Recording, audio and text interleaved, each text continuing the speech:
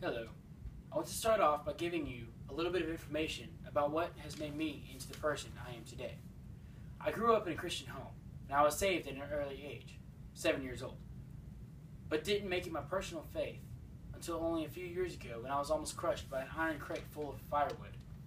I've been riding the coattails of my parents for so long, and God wanted to show me that He was real and a personal God, and that I could trust Him. My name is Michael Johnson, and over the next couple minutes, I am hoping that you will understand my relationship with God as I go into further detail explaining my philosophy of life. I will introduce myself and explain my philosophy of life and how it was formed by something that impacted my life that I will never forget. To begin, you need to know a little bit about how my relationship with God used to be. At first, growing up, I didn't trust God in everything. I really didn't trust Him with my well-being. I thought God was some big guy in the sky that would just watch down on us and make sure nothing goes terribly wrong with the world.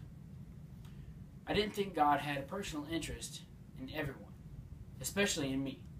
I mean, how could He take personal interest in me when He had so much more important things to do? I didn't see a need to make my relationship with God personal. Then something happened that made me want to get to know God better and make my relationship with Him personal. Because God is a jealous God, and I didn't have complete trust in Him, He decided to bring along some situations that left me with no choice but to trust God. And He showed me that He actually does have a personal interest in ordinary people. And today, I trust God completely. If He wants me to live, then I will live. If He wants me to die, then I will die. And nothing can change that. At my first job, I was a dishwasher at a barbecue restaurant. As I stated earlier, I was almost crushed by an iron crate full of firewood. I was stacking wood outside of the building by myself. The crate was on the doorway of the loading dock, about 4 feet above concrete level that I was standing on. And the crate itself was about 5 feet tall. So combined, the top of the crate was around 9 feet high. That's high for a 5'8" person. I was 5'8" back then. I am now 6'2". With no lip on the ledge stopping the iron crate from falling off, it slipped. I was holding it still for a while, but the weight of the crate was too much for me to keep it from falling. It started falling and would have crushed me. But right when I realized that I was powerless and that I was about to be crushed, I was literally picked up and tossed out of the way. I felt the big hands on my rib cage. I was 5 feet from the crate that had fallen. It was right where I was just standing. It was then that I realized that I could have easily been crushed by the crate and that God had tossed me out of the way. I was amazed. God did in fact take personal interest in His people, and He was watching every move we make. My trust in God grew tremendously that day. I don't have any fear for my life.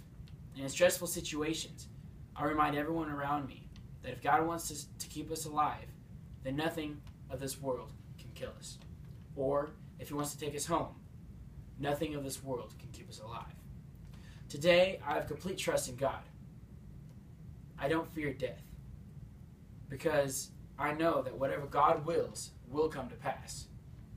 If He wants me to stay on this earth, I trust Him completely with His decision, and I'm perfectly fine with it. If He calls me home, I'm perfectly fine with it.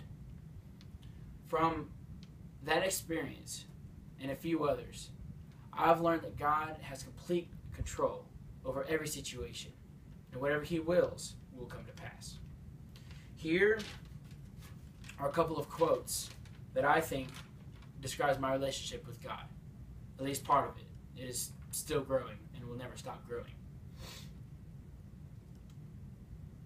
Even though everyone hates you, you will always have a friend who protects you from pain, misery, and suffering, and will always turn and remain the hardest blow to those who hate you.